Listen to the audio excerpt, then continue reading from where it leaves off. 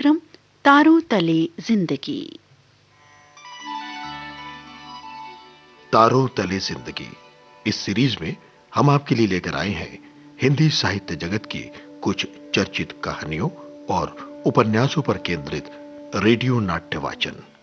आइए सुनते हैं मुंशी प्रेमचंद की कहानियों का रेडियो नाट्य वाचन।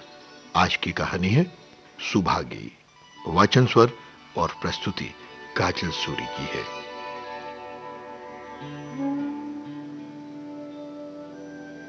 तुलसी महतो की बेटी सुभागी बहुत खूबसूरत थी।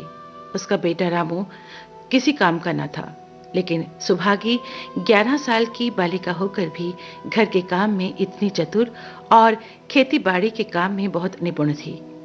उसकी माँ लक्ष्मी दिल ही दिल में डरती थी कि कहीं बेटी को किसी की नजर न लग जाए। वहीं सुभागी आज छोटी सी उम्र में विधवा हो गई। घर में कोहराम मचा हुआ था। लक्ष्मी पछाड़े खाते गिरती थी, तुलसी सर पीटते थे। उन्हें रोते देखकर सुभागी भी रोने लगी।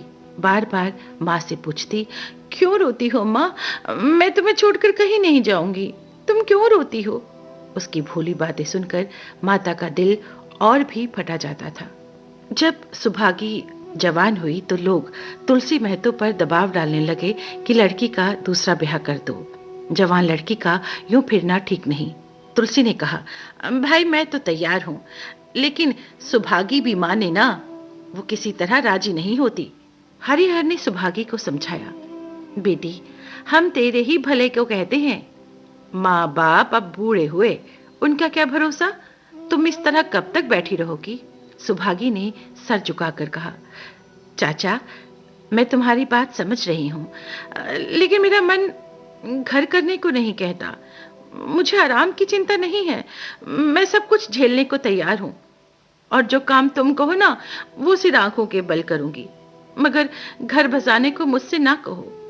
उधर रामू बोला, तुम अगर सोचती हो कि भैया कमाएंगे और मैं बैठी मौज करूंगी तो इस भरोसे ना रहना, यहाँ किसी ने जन्म भर का ठेका नहीं ले रखा। रामू की दुल्हन रामू से भी 2 उंगली आगे थी।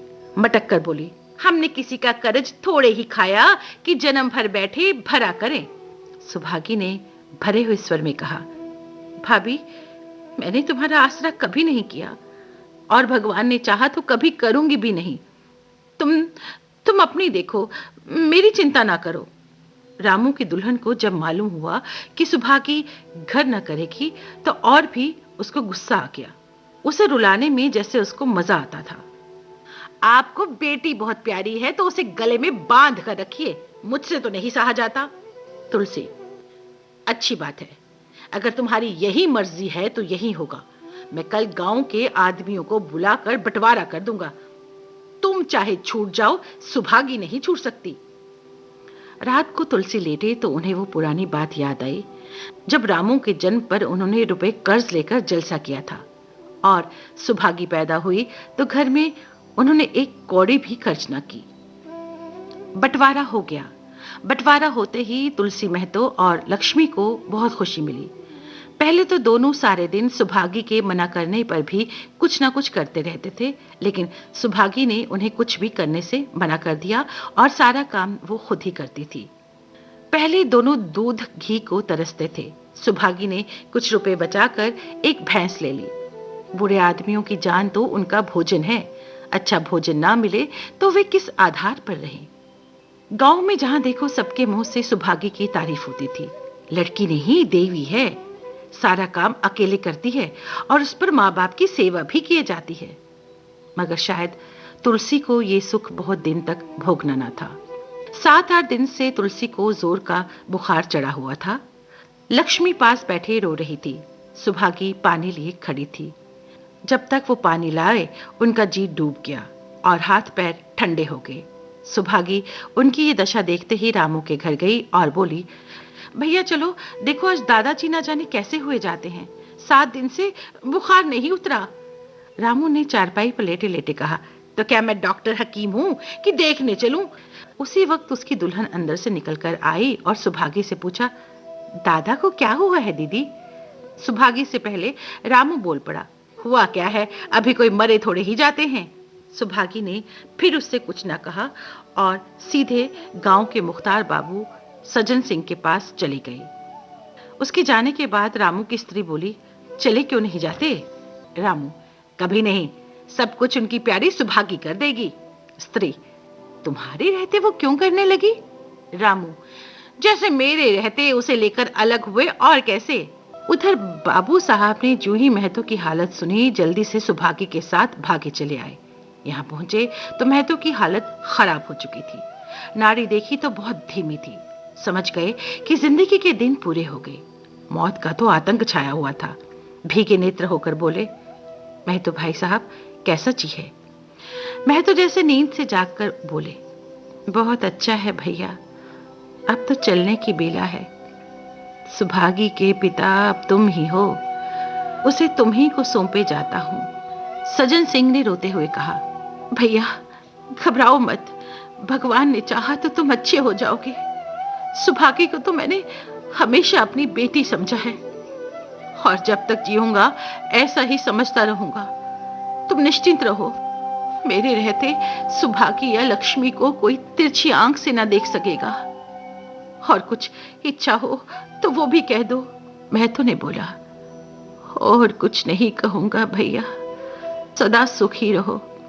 और ये कहकर तुलसी महतो चल बसा। रामू को गांव भर ने समझाया, पर वो अंत्येष्टि करने पर राजी ना हुआ। कहा, जिस पिता ने मरते समय मेरा मुंह देखना स्वीकार ना किया, ना वो मेरे पिता है ना मैं उसका पुत्र। लक्ष्मी ने दाह क्रिया की। इन थोड़े से दिनों में सुभागी ने ना जाने कैसे रुपए जमा कर लिए थे।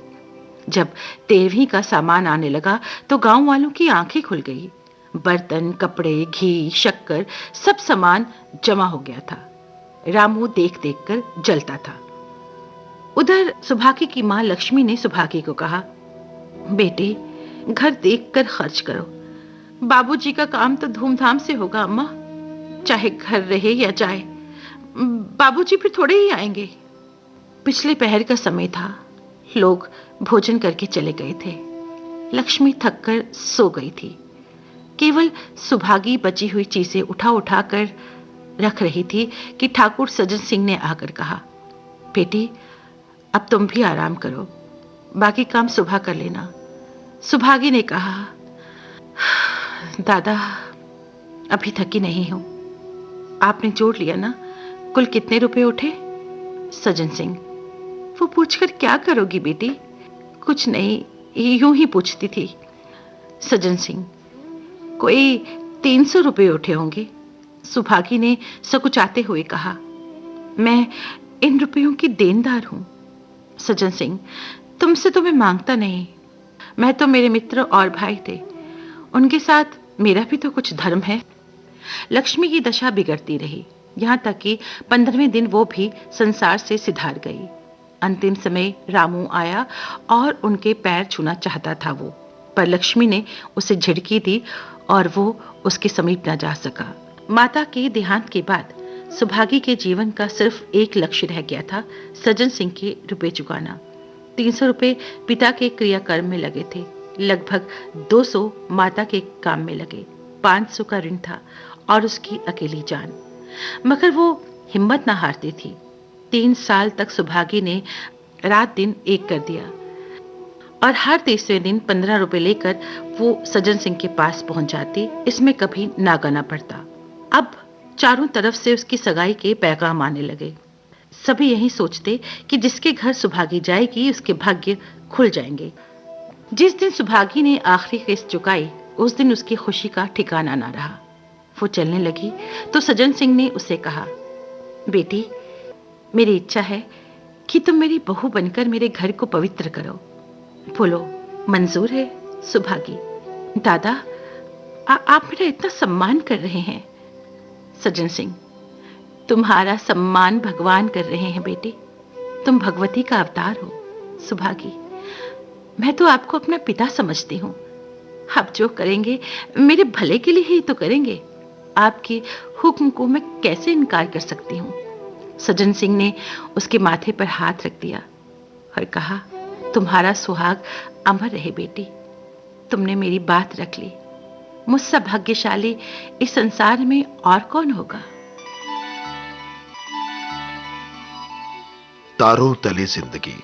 इस सीरीज में अभी आप सुन रहे थे मुंशी प्रेमचंद की कहानियों पर आधारित रेडियो नाट्य वाचन। आज की कहानी थी सुभागी। वाचन स्वर और प्रस्तुति काजल सूरी की थी।